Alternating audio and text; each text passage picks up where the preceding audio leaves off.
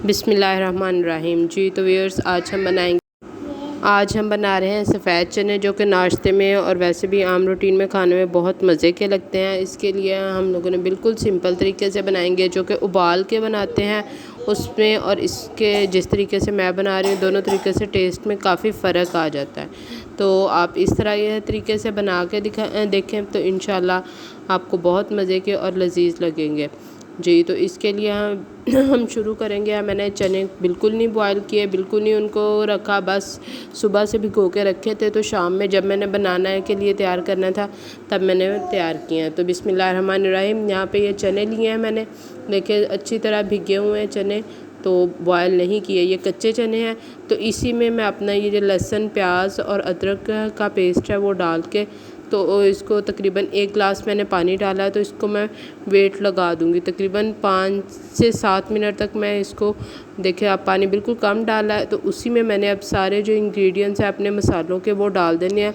सुरख मिर्च पाउडर, नमक पाउडर और हल्दी का पाउडर जो है वो मैंने इसी में डाल के, और तकरीबन 7 मिनट के लिए प्रेशर को लगा देना है, वेट लगा देना है। उसके बाद जैसा कि आप देख रहे हैं, अभी मैंने प्रेशर खोला है तो उसमें से पानी जो हमारा काफ़ी हद तक खुश्क हो चुका है। अब इसको मैंने चम्मच की मदद से ऐसे थोड़ा सा हल्का सा मसला है, तो वो जो हमारा लहसुन अदरक का पेस्ट था, प्याज का पेस्ट था, वो बिल्कुल यकजां हो गया है। तो इसमें कोई चीज़ अलग-अलग से हमें नज़र नहीं आ रही। तो वो जो अलग से एक प्रोसेस होता है कि इन सब चीज़ों को अलग से इनको मसाला बना के तैयार करना है, तो इतने में हमारे जो है चने भी गल गए हैं और हमारा जो लहसुन अदरक का पेस्ट वो भी गल के इसमें साथ ही यकजां हो गया है। तो मैंने टमाटर की प्योरी इसमें डाली है, तकरीबन 2 से 3 टमाटर की प्योरी इसमें शामिल की है। और अब कुकिंग ऑयल डाल के, तो इसको मैं अच्छी तरीके से इसका मसाला जिसे हम कहते हैं भूनना है, तो मसाला भूनूंगी। भूनने के साथ ही मैं इसमें दो नॉर्मल साइज़ के जो आलू हैं कटे हुए, मैंने बिल्कुल बारीक स्लाइसिस में काट लिए हैं, वो भी शामिल करूँगी। और इससे हमारे जो है आलू और चने का सालन बहुत मज़े का और बहुत टेस्टी बन के तैयार होगा।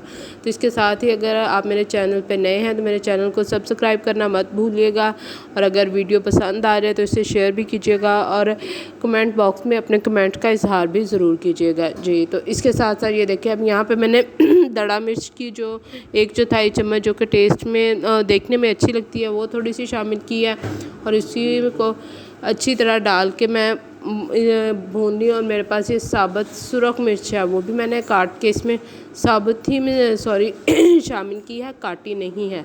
तो ये देखने में भी अच्छी लगती है, और जो ज़रा स्पाइसी खाते हैं अलग से वो मिर्च के साथ खा सकते हैं। अब जब यहाँ पे उसके चने के सालन की और प्याज की अच्छी तरीके से भुनाई हो गई है, किनारों से घी हमें नज़र आ रहा है कि अलहदा हो रहा है, तो इस पॉइंट पे आके मैं इसमें थोड़ा सा पानी शामिल करूँगी। तकरीबन आधा गिलास कर लें, तो बल्कि 1 गिलास मैंने इसमें पानी का शामिल किया है, क्योंकि वो पक के जो हमारा है इसमें वो अच्छे से, ताकि वो गल जाए, जो हम लोगों ने आलू डाले थे वो भी गल जाए, और जो बाकी का मसाला भी है वो भी अच्छी तरह गल जाए। जब ये पक जाएगा तो 2 से 4 उबाल आने तक हम लोगों ने इसको देखना है अच्छी तरह आ जाए। कुछ तकरीबन 1 गिलास जो हम लोगों ने पानी का डाला था वो आधा गिलास पानी का रह जाए पक के, तो इसके ऊपर मैंने, जैसा कि आप देख रहे हैं, काली मिर्च जो थी वो शामिल किया, गरम मसाला पिसा हुआ वो शामिल किया, और सब्ज़ धनिया और सब्ज़ मिर्च जो काटी हुई थी गार्निशिंग के लिए शामिल किया।